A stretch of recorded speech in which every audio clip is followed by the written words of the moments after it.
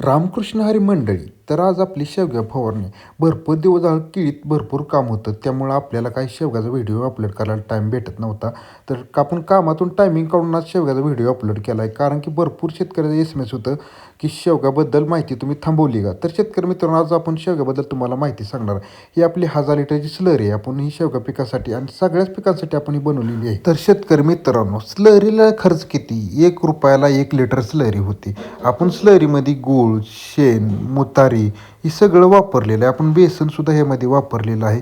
हे आपण जर कमीत कमीत 8 दिवस भिजाय घातलं होतं आणि आपल्याला काय शेण काही विकत आणावं लागत नाही. ती सगळ्यांच्या घरोघरी मिळतच असतं.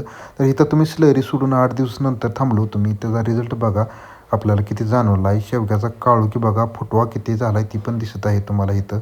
आपल्या शेवगाव कुठं तर थोडंसं थ्रिप्स आणि नागाळी दिसत होती, त्यामुळे आज मी बायो 303 आणि निमतेल ही लिटरला 1 मिली वापरलेलं आहे आणि त्याची आपण आज फवारणी करणार आहे. आपल्या शेवग्याला फक्त 2 महिने कंप्लीट झाली ती, त्या मानानं तुम्ही वाट बघू शकता. आपण शेवग्याला ट्रीटमेंट व्यवस्थित दिली, त्याचं पाणी मेंटेनमध्ये ठेवलं. बरेच शेतकऱ्यांचं पाणी सोडायचं प्रमाण हुकतंय, तर शेवगा पिकाला पाणी कमी लागतं. एक वेळेस तुम्ही औषध नाही जरी सोडलं तरी त्याला चालेल, पण त्याला पाणी मेंटेनमध्येच ठेवलं पाहिजे. तर आजची माहिती कशी वाटली कमेंटमध्ये नक्कीच सांगा.